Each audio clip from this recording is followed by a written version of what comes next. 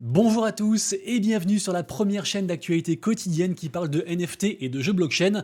Vous savez, c'est tous les jours, ça dure un petit quart d'heure et comme ça vous aurez le meilleur de l'actu pour vous aider dans votre veille du Web3. Et c'est pas encore fait, pensez bien sûr à vous abonner à la chaîne. La vidéo du jour vous est présentée en partenariat avec le site d'information gratuit et dispo en français Cryptonaut.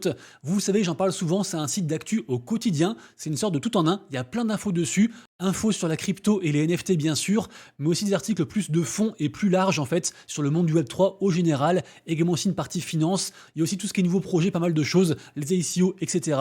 Donc je le répète, vous avez tous les liens en description et merci beaucoup à Cryptonaut de soutenir mon contenu. Allez, comme d'habitude, on démarre tout d'abord par un petit récap du marché NFT en 24 heures. Et le récap, le voici, c'est une image aujourd'hui, voilà. Le marché NFT est en sang, il y a quasiment tout qui tombe, il y a tout qui descend, donc il faut s'accrocher. Vous le savez, j'en ai beaucoup parlé, je crois, hier ou avant-hier, avec la vidéo du coup j'arrête les NFT.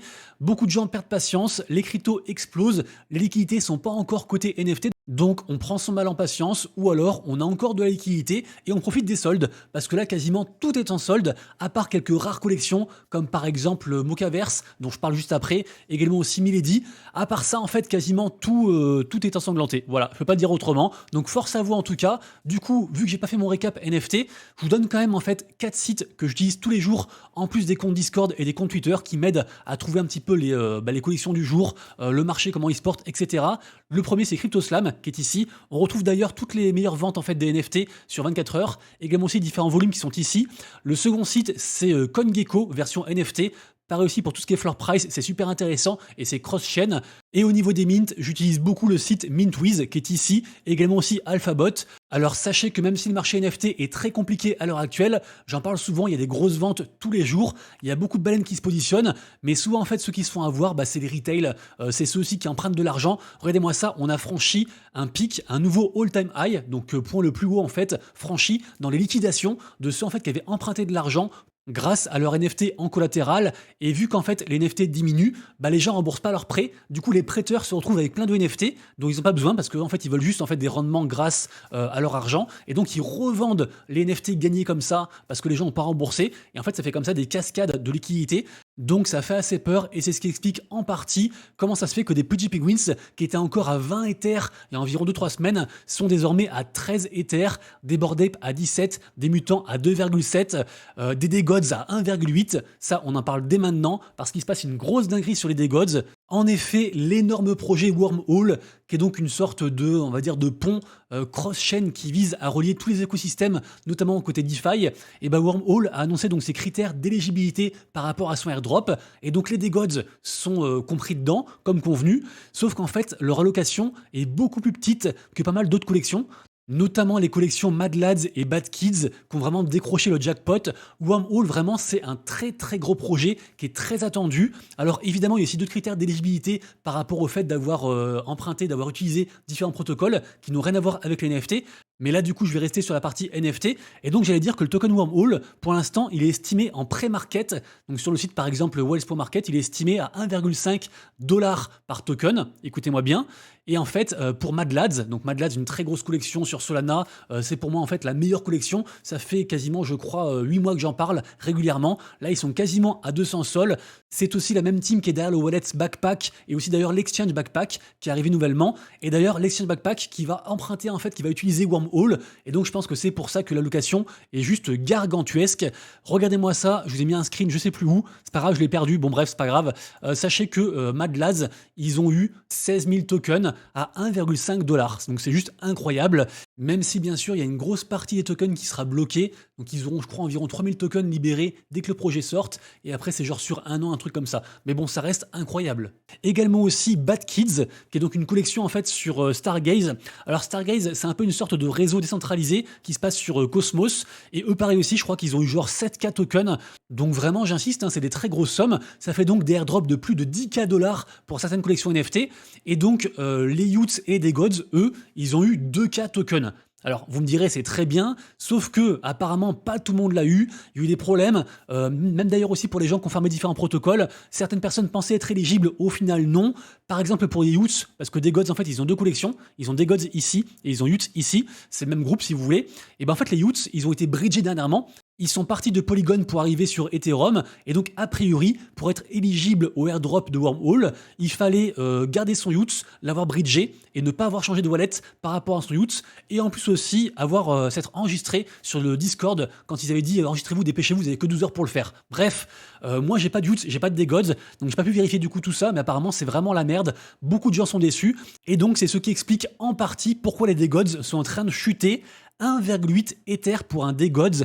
Rappelez-vous, c'était la première collection sur Solana la plus haute, la plus forte, la meilleure entre guillemets. Après, ils sont allés sur du coup Ethereum et donc c'était le début des problèmes. Et en fait, quand ils sont arrivés sur Ethereum, il y avait encore pas mal de hype et ils sont arrivés à 10 Ether et là ils sont à 1,8. Donc franchement, ça fait mal. Et les Utes, du coup, eux, ils sont à 0,37 Ether. C'est une grosse dégringolade. Donc compliqué pour du coup ces collections-ci. Je rappelle que le fondateur de tout ça, c'est Franck, le fondateur des DeGods et des Utes. Moi, ce matin, j'ai fait un tweet pour demander à la commu si Wormhole avait pas juste tué carrément en fait ces deux collections, tellement du coup l'impact est négatif.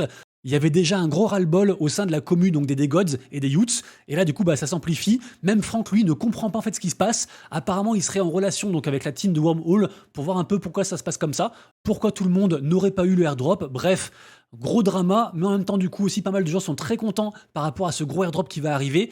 Pour ma part, j'ai zéro d'allocation. J'ai vérifié tous mes wallets et j'ai strictement rien. Mais après, je le dis souvent, on ne peut pas être de partout, c'est impossible. Il faut être OK de passer à côté de certaines choses, parfois des très belles et très grosses choses. Et tant pis, il y aura d'autres opportunités, il y aura d'autres projets. Et on n'est que à l'aube, en fait, je pense, de ce bull market. D'ailleurs, par exemple, ça c'est une très belle victoire que j'ai eue du coup dernièrement avec la collection NFT Mocaverse. Alors du coup, deux news. Mocaverse fête donc son anniversaire parce que rappelez-vous en fait, le mint a eu lieu le 6 mars du coup l'an dernier. Donc c'était une whitelist en fait permettait de minter un NFT gratuitement et le second à 0,14 Ether. Et en fait là, on est à un floor price de 4 Ether. Donc c'est juste incroyable. Moi, vous le savez, ça fait depuis le début que j'en parle. J'ai fait plein de vidéos l'an dernier, il y a un an et demi même. Depuis, vous le savez, j'en ai parlé régulièrement. J'ai même fait carrément une vidéo aussi avec en miniature, cette crypto va me rendre millionnaire en parlant du token Mocha qui pouvait arriver. Et donc, ça y est, donc ce token Mocha a été confirmé, au moins pour les holders des NFT. Moi, je le répète, je pense qu'en fait, il y aura des allocations pour à la fois les holders des NFT, à la fois ceux qui ont des Realm points sur la plateforme Mocaverse, avec les ID Mocha dont je parle souvent. D'ailleurs, je crois qu'il me reste encore 2 codes pour minter un ID gratuit et fermer donc ce futur airdrop, on imagine. Il y aura aussi, je pense, une allocation pour ceux qui ont des Mocha Treasure Box. C'était les récompenses du premier événement qui s'appelait la Mocha Hunt, la chasse Mocha, qui avait eu lieu. Et puis voilà. En tout cas, c'est la raison pourquoi Mocaverse est une des rares collections NFT à être en positif sur la semaine. Et moi, du coup, alors j'ai voulu un peu flexer. Alors c'est mi du flex, mi je suis fier de moi, mi je veux quand même partager aussi que c'est possible. Parce que moi, sur Mocaverse, dites-vous que j'ai fait 140 000 balles de profit juste sur cette collection. J'en ai 10 à l'heure actuelle. J'ai fait ce qu'on appelle du DCA dessus, donc du dollar cost average. Donc j'en ai acheté assez cher, je crois, à plus de 1 Ether quand c'est sorti, en plus de mon mint. Plus après, j'en ai racheté en fait jusqu'à 0,30 Ether, qui était son prix le plus bas. Ça me fait une moyenne en fait de 0,76 Ether, c'est marqué ici. Et donc là, avec un profit non réalisé pour l'instant, parce que oui, c'est non réalisé, de 35,3 Ether. Parce que oui, en fait, pour l'instant, je n'ai strictement rien vendu. Moi, je compte en fait sur le token Mocha pour me rentabiliser, pour avoir mon retour sur investissement. Donc en fait, quand je dis que j'ai gagné 140 000 balles, c'est faux. Parce que je le répète, il y a une règle fondamentale dans le monde de l'investissement. Tant que vous n'avez pas pris vos profits, tant que vos cryptos ou vos NFT ne sont pas convertis en stablecoin, en fait, vous avez juste rien gagné. C'est juste des chiffres, entre guillemets, théoriques.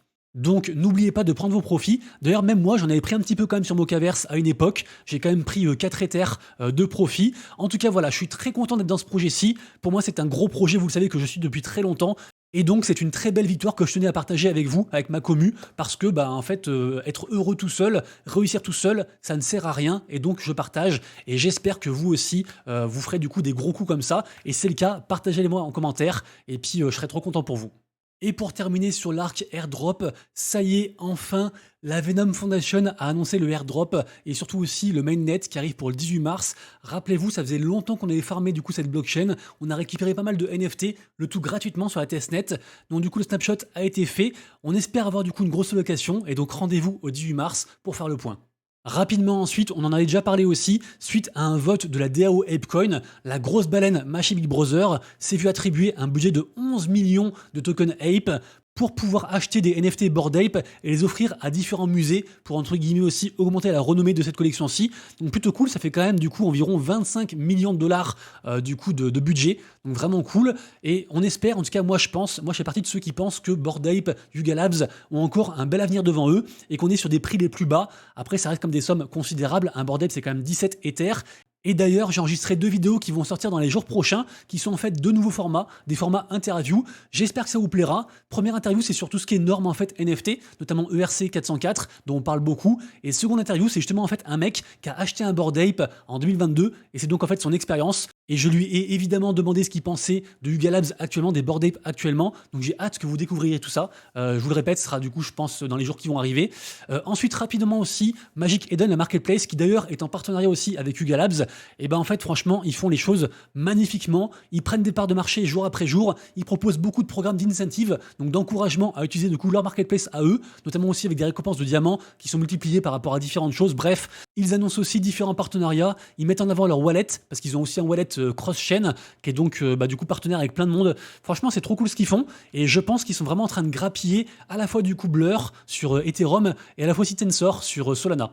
Et pour terminer, vous le savez actuellement, c'est compliqué pour le marché NFT. Il n'y a finalement qu'une seule tendance qui se démarque vraiment du reste du marché, c'est tout ce qui se passe sur Bitcoin. Donc les NFT Bitcoin, les NFT ordinales, comme on les appelle, c'est une surcouche en fait sur Bitcoin. Et bah ça pour l'instant, ça marche encore très très bien. Et dessus en fait, on a une très grosse tendance, un très gros projet qui arrive, qui est d'ailleurs fait par le créateur de Ordinal, par Casero d'Armor. C'est le projet donc Rune. Le projet Rune, c'est un petit peu si vous voulez l'évolution de la norme BRC20 qui a donné en fait plein de tokens, plein de shitcoins, plein de memecoins sur Bitcoin. C'est un truc qui va arriver en même temps que le halving, donc pour environ, je crois, le 20 avril, un truc comme ça. Et là donc, on parle d'un projet qui s'appelle Runestone, qui donc s'inscrit dans cette thématique de runes. Ce projet est fait par un très gros influenceur sur Bitcoin, qui s'appelle donc Leonidas, qui est ici. Et c'est d'ailleurs aussi le projet qui va airdropper, qui va faire le plus gros airdrop en fait sur Bitcoin, via différents algorithmes. Bref, renseignez-vous. Ce projet est vraiment, mais alors vraiment très hypé. Alors moi malheureusement, je suis pas trop sur les NFT Bitcoin, donc je vais peut-être pas y aller, mais je sais que tout le monde en parle, tout le monde est comme des fous, tout le monde veut absolument en avoir. Et d'ailleurs, en pré-market, parce que décidément en pré-market, on peut quasiment tout trouver. En pré-market, un runestone, ça coûte déjà 1700 $, donc assez incroyable. Et parmi toutes les différentes runestones, on en a une qui est mise en enchère et pas n'importe laquelle. C'est juste la plus grosse. En fait, c'est la plus grosse inscription sur Bitcoin jamais faite. Elle prend à elle toute seule 2 blocs entiers de Bitcoin. Donc c'est assez fou. Et donc l'enchère est en cours en fait par rapport à cette runestone. Et là, pour l'instant, on est à un prix de 1,55 Bitcoin. Évidemment, ça va encore plus augmenter, mais ce sera un truc vraiment à suivre. Et en tout cas, retenez bien que la tendance rune devrait vraiment exploser, je pense, pour le halving. Ah oui, et pour terminer, surveillez bien ça, c'est un projet qui arrive de la part de Matt Fury. Matt Fury, pour ceux qui ne connaissent pas, c'est juste en fait le créateur de Pépé. Pépé, c'est bien sûr la grenouille, l'espèce de mème qu'on voit partout. Et bien en fait, c'est ce mec qui a dessiné en fait ce personnage. Donc c'est juste une icône. Et là en fait, il annonce un prochain partenariat avec un prochain mint. Ça s'appelle du coup Peplicator. Et puis pour l'instant, il y a juste, je crois, un Discord. Donc renseignez-vous. Et en général, quand quelqu'un de cette aura-là fait quelque chose, ça risque de marcher. Surtout s'il surfe sur une tendance actuelle des NFT.